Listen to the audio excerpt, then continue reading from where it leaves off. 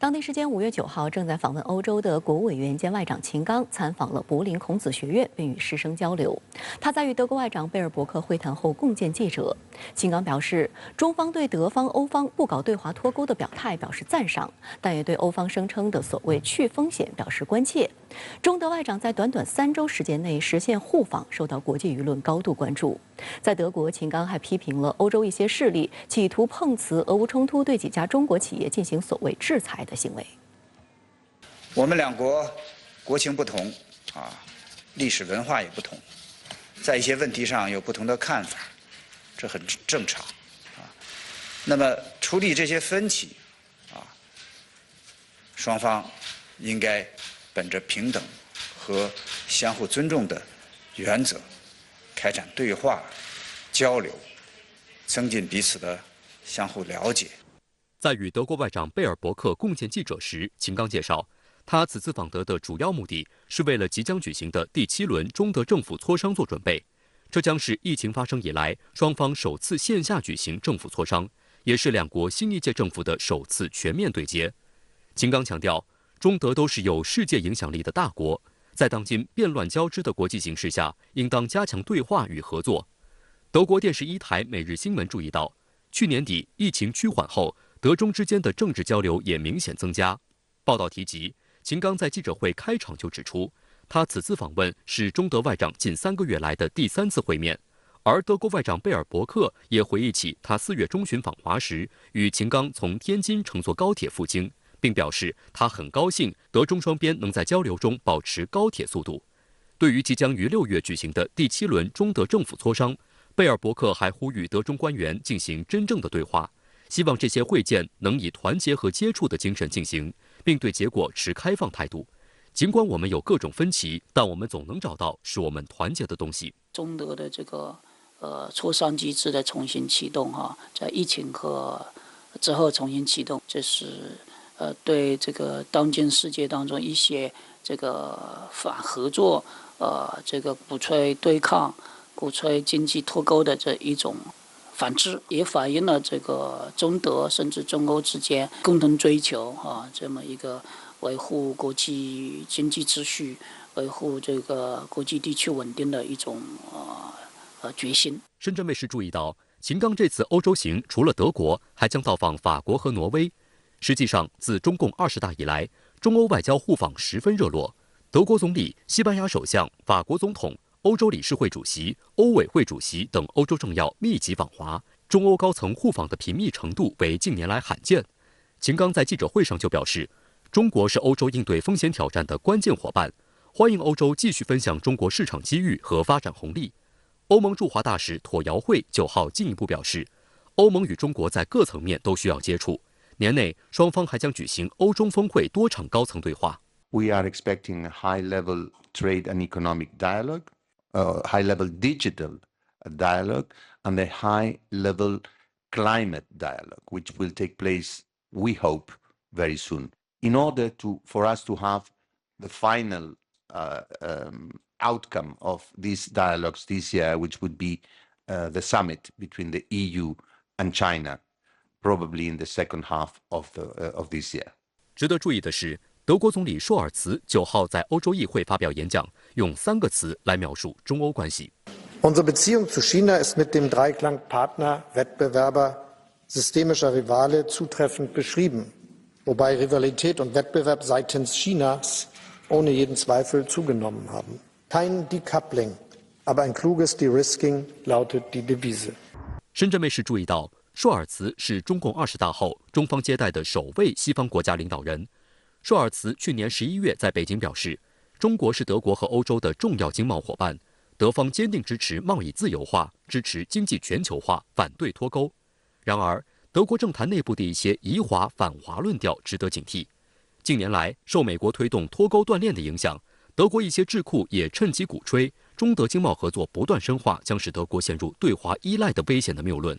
值得注意的是，4月18号，欧委会主席冯德莱恩在欧洲议会发表演讲时，就呼吁欧盟对华采取新方式，其重点是降低风险，而不是脱钩。脱钩是一种比较激进的、比较极端的一种跟中国市场的断裂，但是去风险的相对来说，这种断裂程度要小一些。所有此的这种说法呢，其实也代表了这个欧盟层面的一个看法。实际上，欧洲政坛出现所谓对华危险依赖的谬论，也受到德国产业界的警惕。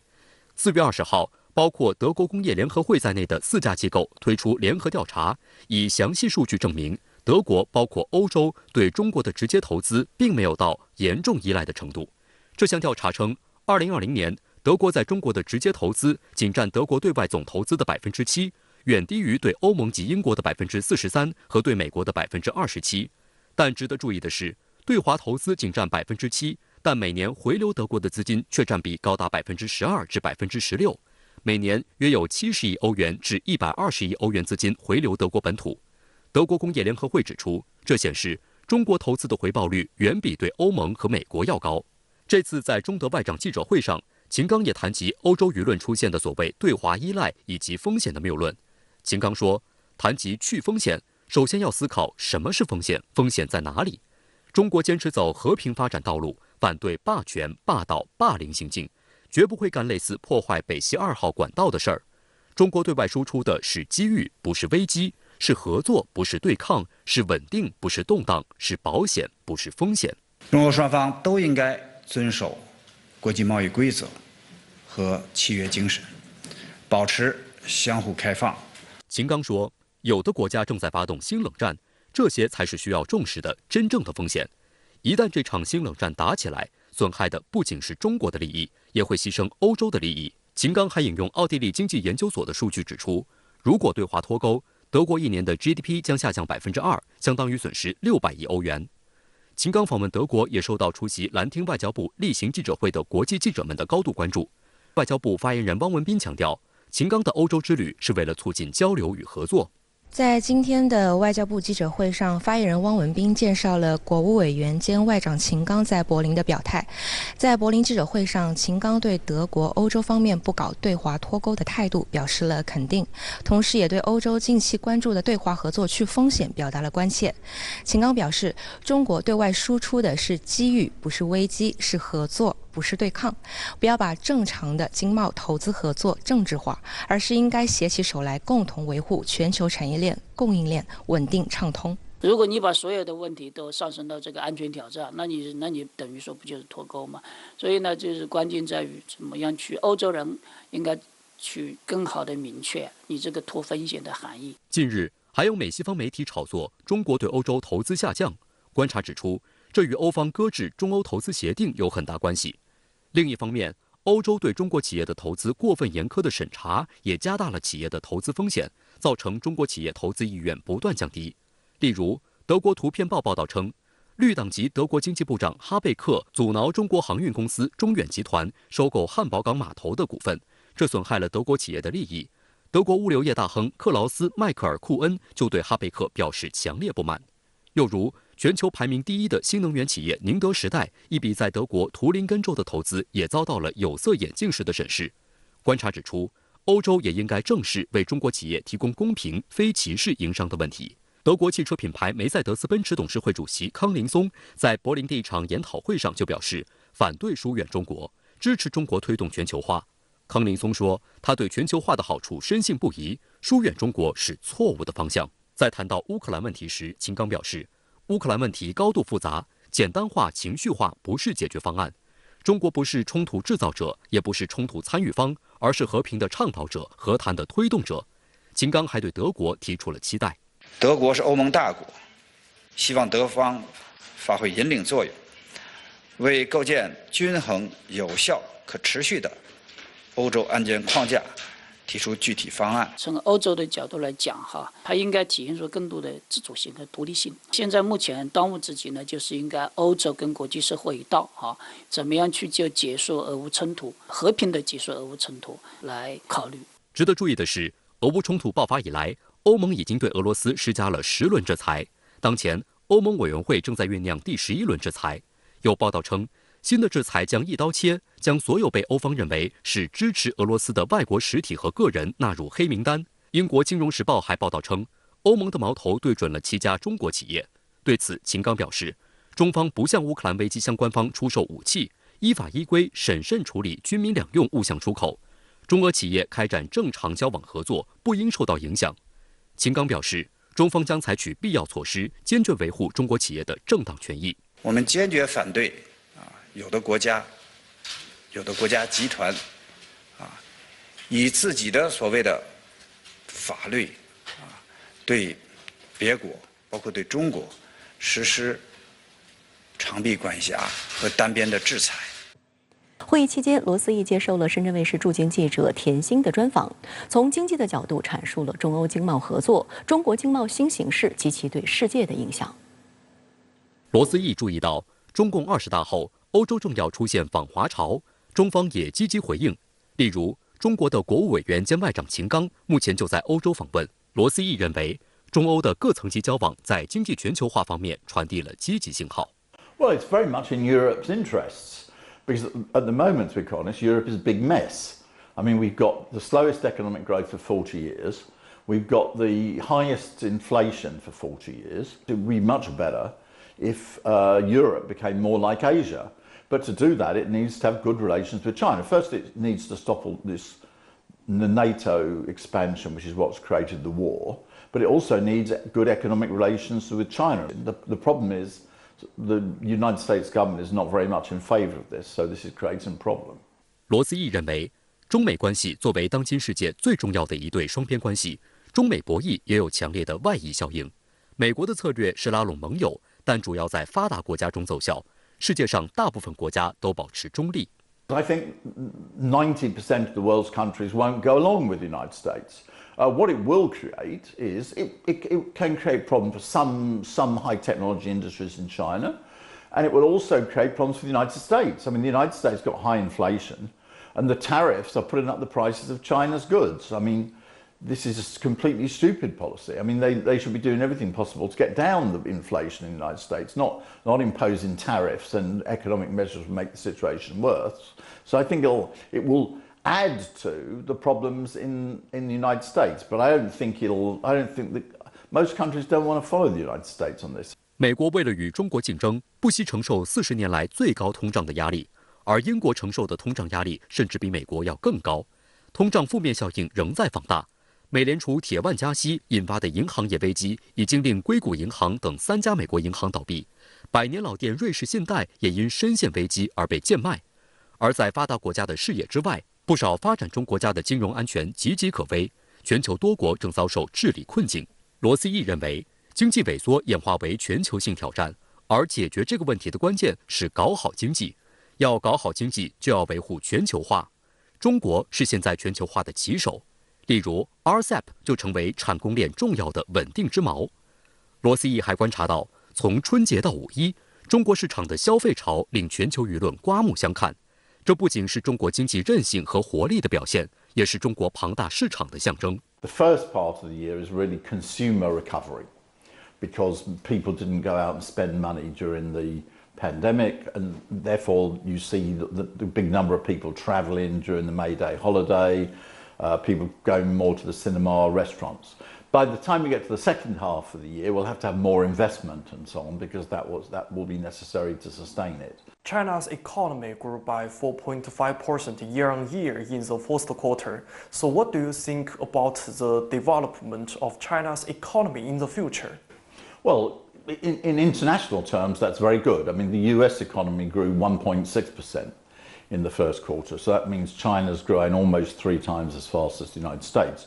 Of course, it's still slower than China's grown in the past, but I would anticipate that growth will accelerate in the second part of the year. The difficult thing is going to be the international situation, which is not good. It's particularly not good in the United States and Europe. I mean, China's got a growth target for about 5% for this year. I think it will hit that. The United States will be lucky if it does 2%, and may not even do that. 乌克兰将5月9日从原先的胜利日改为欧洲日，从历史上与俄罗斯做切割。9号，欧盟委员会主席冯德莱恩访问基辅，出席乌克兰首个欧洲日庆祝活动，并继续表态要为乌克兰提供弹药。而俄罗斯虽然此前受到无人机袭击的威胁，但胜利日红场阅兵如期展开，尽管在规模和声势上都比往年更为温和。5月9号，欧盟委员会主席冯德莱恩到访乌克兰首都基辅，这是俄乌冲突以来冯德莱恩第5次访问基辅。值得注意的是，在此前一天，乌克兰总统泽连斯基宣布将5月9号胜利日改称为欧洲日。实际上，欧洲有2个纪念2战结束的日子。欧洲大部分国家在5月8号举行活动庆祝德国战败，而独联体国家则在每年的5月9号纪念苏联卫国战争胜利。那么欧洲与乌克兰相向而行，就是要支持乌克兰的向西方转。那么这也都说明了乌克兰和欧洲，在西方、在外交上、在政治上，甚至在文化上都在对表。美国国会山报认为，泽连斯基加入庆祝欧洲日的阵营，是与俄罗斯进行历史切割，并试图将俄乌冲突描述为乌方正为整个欧洲的自由而战的叙事，以此敦促欧盟接纳乌克兰。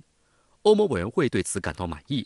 冯德莱恩在基辅表示，他的访问具有关键和非常明显的意义，那就是欧盟在许多问题上与乌克兰携手合作。但当地媒体注意到，欧盟在接纳乌克兰为成员一事上犹豫不决。欧盟成员国担心，乌克兰的加入将导致欧盟财政陷入更大的困境。实际上，由于俄乌冲突，欧盟已经遭受了巨大损失。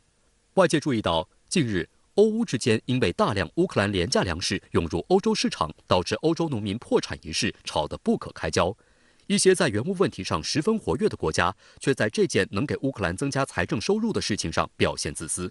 例如，最近几周，波兰、保加利亚、罗马尼亚、匈牙利和斯洛伐克等欧盟成员国与乌克兰就粮食出口问题发生争执。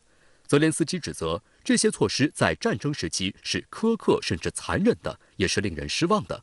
我们正在等待欧盟尽快停止所有限制。泽连斯基也当面向冯德莱恩提出了这个问题。国际粮价的大跌使得东中欧国家的农民利益受到损害。当这个时候又开放乌克兰粮食进口，足以使东中欧国家的这个国内政治压力较大。乌克兰媒体还对欧盟委员会发言人马莫斯所说的冯德莱恩访问基辅是表达欧盟对乌克兰的全力支持有所微词。有舆论抱怨，美西方承诺援乌的800多辆坦克只到货200多辆，根本无力发起春季攻势，而且乌克兰正在面临弹药短缺的危险。例如，防空导弹仅够用到本月底。冯德莱恩这次当面承诺向乌克兰供应弹药，仍是欧盟的优先事项。美国和西方只是将这个对乌克兰的支持全放在了军事支持上。那么也看到了，由于西方对乌克兰的支持，现在俄乌冲突进入一种僵持，而和谈无望。这也都显示出试图用战争的方式来解决分歧、解决冲突，只能制造更大的麻烦、更大的这个危机。在俄罗斯，胜利日红场阅兵则如期举行。За Россию, за наши доблестные вооруженные силы, за победу! Ура!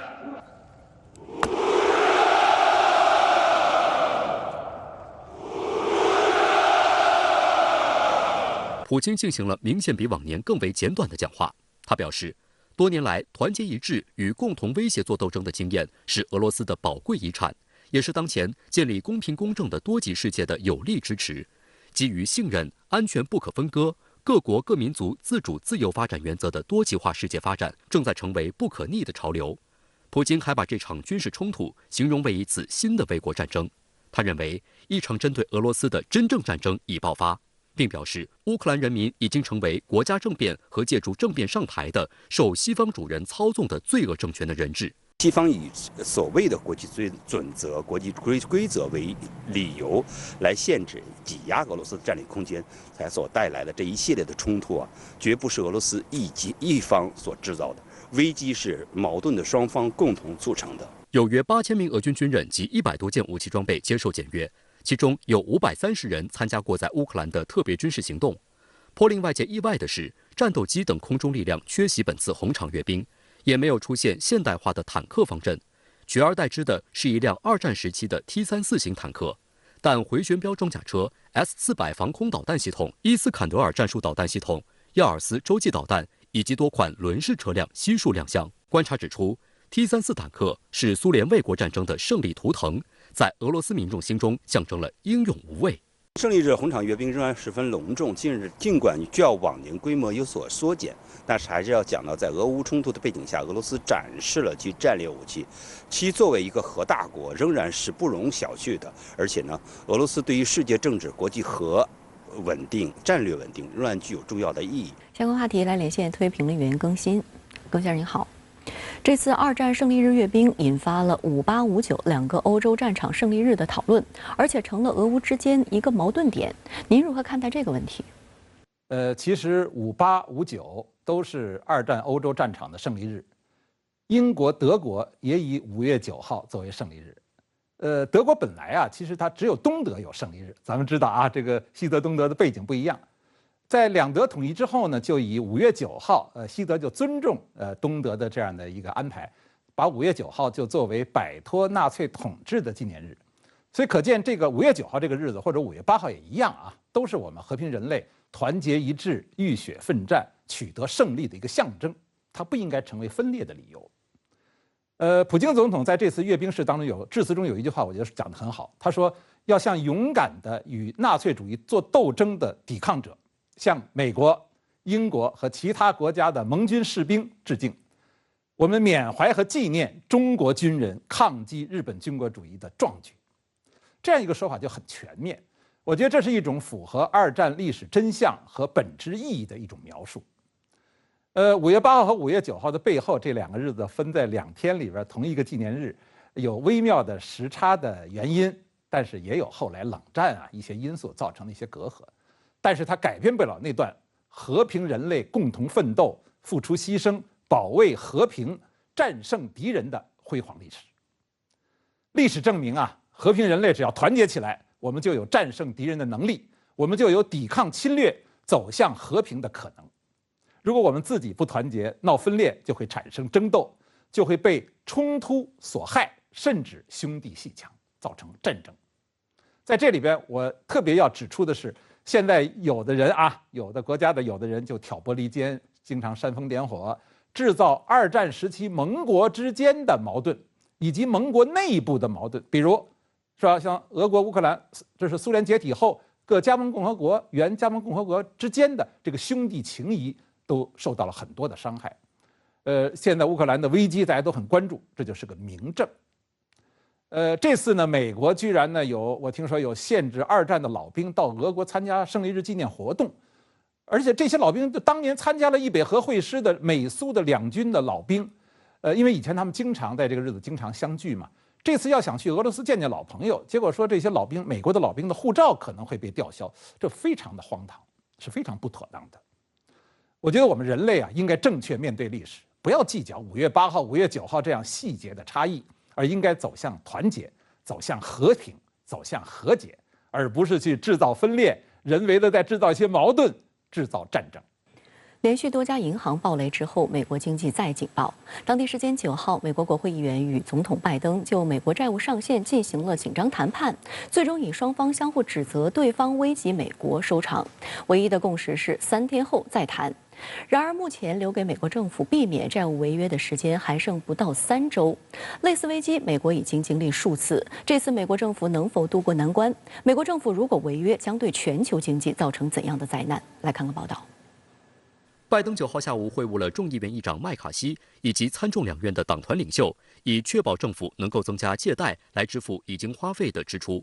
会后，拜登称双方的会晤具有成效。他指出，债务上限问题是他当前唯一的重要议程。为解决这一问题，他不排除取消本月晚些时候赴日本出席7国集团峰会的行程。麦卡锡则向记者抱怨，拜登在时间所剩无几时才启动谈判，指责白宫没有 B 计划。Everybody in this meeting reiterated the positions they were at. I didn't see any new movement. The president said the staff should get back together, but I was very clear with the president. We have now just 2 weeks to go. 白宫发言人稍早时候表示，短期延长债务上限并不是白宫的计划，拜登政府专注于消除违约威胁。发言人重申，违约问题没有商榷余地，并继续向国会施压。据《华尔街日报》报道，目前美国政府已经开始考虑绕开国会自行发债。The president has been clear since February. Since February, he has said over and over again, we cannot be a country that defaults. And most recently, he has said we cannot be a deadbeat nation, something that we have never done before. And so they need to take action. Congress has to do their job. 此次谈判，双方诉求分歧明显。麦卡锡等共和党人坚持认为，提高债务上限的前提是联邦政府必须削减开支。美国众议院4月底以微弱优势通过了共和党提出的一项法案，要求白宫将今后10年的联邦财政开支削减4.5万亿美元，并取消部分清洁能源减税政策等。在此前提下，国会将批准把债务上限额度调高1.5万亿美元，而由民主党人主导的白宫显然不能接受此提议。拜登认为，应该以不附带任何条件为前提，提高债务上限。两党在表演这个政治大秀呢，可能就是明年选举的前哨战。他们在这个时候去各自坚持他们立党的重要的理念。一个是民主党希望能够提供更多的人民服务，但是它并不是在财政纪律上面那么明确。另外一个是共和党，他认为要用财政纪律的方式，让政府呢留在一个适当的规模，而不要一直不断的扩大。所以这两个理念呢，现在其实是在提前开打。美债真的只是一个假议题，因为它理论上可能发生，但事实上不会发生。就算发生了，也没有人可以去处理它的后果。所谓债务上限的概念创立于1917年，为了防止美国政府超额发行债务，并将债务甩给下一届政府，美国国会和政府达成协议，明确政府发行债务的上限。如果触及这条上限红线，意味着美国财政部借款授权已经用尽。然而，自协议达成以来，美国政府的债务规模持续扩大，已经突破债务上限110多次。1960年至今，美国国会共78次修改债务上限，提高上限金额。目前，这个上限已经高达美国国民生产总值的120%。今年1月份，美国政府就已经达到了此前设定的31.4万亿美元的债务上限。此后，由耶伦掌控的财政部采取了一系列非常措施，将债务保持在限额之内。但共和党把控了握有拨款权的众议院，耶伦后续的措施无法推进。他近日表示，美国可能最早于6月1号出现政府债务违约，这将导致美国政府的信用扫地。It's Congress's job to do this. If they fail to do it, we will have an economic and financial catastrophe that will be of our own making. 假如联邦的大饼是这么大，它已经不够支付它要做的东西，而这个大饼里面要支付利息的比例会越来越多，那它要支付利息，其他的这些费用就不够，所以它的预算的赤字会逐渐的增加，也就是说，目前美国的国债问题是无解的，这是一个美国财政急速恶化的一个无解习题。到目前为止，两党在表演的时候都没有人真正在讨论终极的解决方案。路透社引述参与谈判的官员话称，由于美国政治极化严重，当前面临的风险比以往更大。从过往经验来看，两党往往要拖到最后一刻，迫于多种压力，反复权衡利害后，才会达成某种妥协。只是时下博弈过程恐怕会尤其难看。有分析师预计，债务上限危机叠加联邦储备委员会激进加息，美国经济恐将面临严重衰退风险。而如果债务上限谈判拖到最后期限，美国经济可能萎缩0.3%。市场的担忧十分直观。美东时间9号，3大指数集体收跌。全球的金融结构呢是跟美联储绑在一起的，所以美联储每一次发的美债呢，都有2/3左右是在国际上。当美债发生了任何的问题的时候，美联储会很快的创造新的机制，会稳定全球以美元为核心的这个金融体系。但是若是它爆雷了，美国连联邦政府都可能出现问题的时候，当然以信用为基础的美元体系就会受到大家的质疑。事实上，美国经济正充斥着高度不确定性，债务违约还可能延长或加剧银行业危机。今年3月以来，美国硅谷银行、标致银行和第一共和国银行等3家银行机构先后爆雷，因出现流动性危机而被关闭或被接管。据美国福克斯新闻网站报道，有研究显示，美国至少有186家银行面临类似的情况。一系列因素叠加，美国经济面临的困局令人担忧。在此背景下，美国国内越来越多人士开始公开表态，应该要回归理性，跟中国做生意。美国众议院中国问题委员会的民主党首席成员克里希纳莫尔说，民主与共和两党应该在对华问题上维持跨党派合作。他坦诚，美国无法和中国在经济上脱钩，但他又说必须去风险。深圳卫视注意到，美国众议院中国问题委员会一直走对华强硬路线，其工作重点就是与中国展开高强度的经济与安全竞争。此前，该委员会多次以所谓国家安全、人权问题为由，阻碍中美经贸领域合作。该委员会的高级官员罕见公开表态，不寻求对华脱钩，被舆论认为是美方寻求对华经贸关系缓和的新迹象。目前，美方对数千亿美元的中国商品加征额外关税，美方对这些关税持何种态度，将是下一个值得观察的窗口。相关话题来连线特约评论员陈斌。陈先生您好。美国总统拜登和众议院议长麦卡锡就提高美国债务上限进行了谈判，但没有取得突破。您认为这件事情将如何演进？梅西你好，美国总统与国会谈判提高债务上限是一场政治游戏。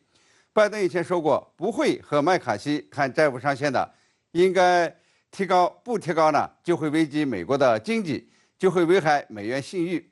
但是现在呢，不也和麦卡锡谈判了吗？而是政治谈判呢，就不会一帆风顺，起码呢不能显得一帆风顺，不然呢就不叫政治游戏。所以现在呢出现两人没谈拢是早就预料到的。那么接下来会怎么谈呢？拜登政府呢是要求继续提高债务上限，麦卡锡呢则要求政府大幅削减开支，这是一个前提。政府呢拿不出削减开支的方案，共和党控制的众议院就不会同意提高债务上限。很显然呀，美国政府呢将继续讲述不提高债务上限的种种灾难，就像财长耶伦所说，不提高债务上限呢就会导致债务违约。出现债务违约呢，对美国和全球经济都是灾难性的，将导致数百万人失业，同时呢，推高家庭抵押贷款、汽车贷款和信用卡账单。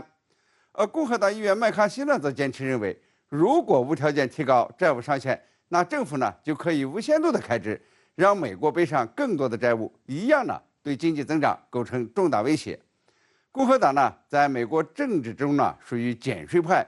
只有对债务上限加以控制，那么才有减税的空间。那么按照以往的做法呀，今后的讨论呢，大概有两个选择：一是在提高债务上限时，同时捆绑上共和党议员提出的法案，比如说削减政府开支相关的法案，两党呢达成某种妥协。自1978年以来呀，这个国会把提高债务上限与其他法案捆绑呢，出台达到了32次之多。二是拜登政府绕开国会，自行提高债务上限，但是无论哪一种啊，现在呢都好像很难达成。当然呢，为了显示两党都很强势，也不排除呢让政府停摆几天，或者呢把债务违约的日期延后几周，但最终呢会提高上限的。因为出现债务违约呀，对美国来说呢真的是灾难。美国不断提高债务上限，会不会变相推动其他国家去美元化进程呢？这两者间有关联吗？这是一个很好的问题。美国经济实际上呢是建立在债务基础上的。上世纪70年代以来啊，美元和石油的挂钩，开启了不受约束的美元时代。美元信用的扩张呢，使得各国需要持有大量的美元交易及结算，并且呢将剩余的美元呀购买美国国债。这就导致美国债务雪球越滚越大。美国呢要降低财政赤字，想少点借债，只能是开源节流。但是两党呢都没有动力缩减赤字，总是希望呢凭借美元霸权，不断的通过借新还旧的方式来弥补财政赤字。举债过高呢，就会出现还不上账的可能，也就是债务违约。如果真出现债务违约，那对美元信誉呢将造成沉重的打击，迫使其大幅的贬值。同样，如果美国不断的提高债务上限，即便没有出现债务违约，也不过是延后了违约的风险，会促成美元走弱，降低美元信用。现在呢，世界上出现的去美元化，就是看到美元的风险。美国经济衰退的可能，还有呢，美国把美元武器化，加上呢，美联储提高利率，实际上呢，是在对其他用美元进行国际贸易结算的国家呢进行控制和压榨。使得许多国家呢都陷入经济危机的泥潭，所以呢，不少国家都通过去美元化呢来降低风险，与本币进行贸易结算。可以说，美国越是债台高筑，债务违约的可能性呢就越大，美元信誉呢就会降低。所以呢，最好的避险方式就是去美元化。好的，也谢谢陈先生跟我们共同在线分享您的观点。谢谢。当地时间5月9号，巴基斯坦前总理伊姆兰汗因贪污指控被捕。随后，抗议活动在巴基斯坦全国范围内爆发。伊姆兰汗的支持者及巴县政府互相指责。本次巴基斯坦政局动荡的原因何在？有何影响？来看看分析。巴基斯坦当前这个政局啊，是处于一个，也就是说以这个夏巴兹为领导的这个执政联盟和这个以这个前总理伊姆兰汗为这个代表的这个在野党之间这个矛盾激化、不断这个斗争的过程中，然后从深层次来看呢，可能就是一个是家族政治和一个新兴政党这两派力量在斗争。伊姆兰汗年轻时曾是前巴基斯坦板球国手，曾担任巴基斯坦板球国家队队长。他出生于一个工程师家庭。1975年从牛津大学基布尔学院的哲学、政治学及经济学学系毕业。1996年4月，伊姆兰汗成立巴基斯坦正义运动党，即担任党主席，正式踏入政坛。伊姆兰汗于2018年领导正义运动党赢得巴基斯坦国民议会选举，随后当选总理。去年3月，面临执政伙伴倒戈的困境，4月遭弹劾下台，是巴基斯坦历史上首位被弹劾下台的总理。弹劾调查期间，伊姆兰汗多次公开指责美国干涉巴基斯坦内政。巴内政部长萨瑙拉汗指控伊姆兰汗及其妻子曾从一个被英国政府指控洗钱的巴基斯坦土地开发商处收取一些土地。英国政府后来将涉及洗钱的款项归还给巴基斯坦，但相关款项没有进入国库，涉及2亿4千万美元。伊姆兰汗否认相关控罪。中国国际问题研究院发展中国家研究所副研究员李艳青分析指出，夏巴兹县政府此前否认了伊姆兰汗的反美言论导致其下台的说法，但是美方泄露文件显示，美国确实在对中国周边国家实施影响力，强迫他们在中美之间选边站队。最近的，就是这个美国文件的那个泄露文件里可以看到，美国的确是在南亚地区，就是中国周边地区的一些国家是在施加影响力。有些报道爆出来，就是包括巴基斯坦，它的这个承受了一定压力。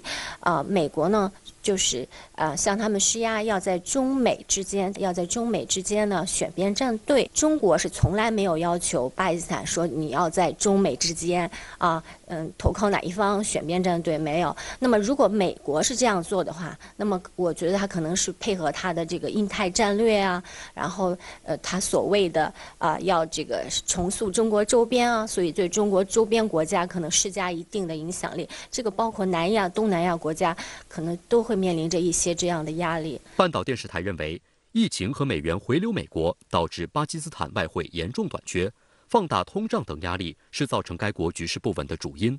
国际货币基金组织曾与巴基斯坦财政部进行谈判，最多可提供11亿美元的纾困资金，但由于国际货币基金组织要求巴基斯坦提高燃油和食品等多种民生物资价格，巴基斯坦政府担心这将引发抗议而拒绝。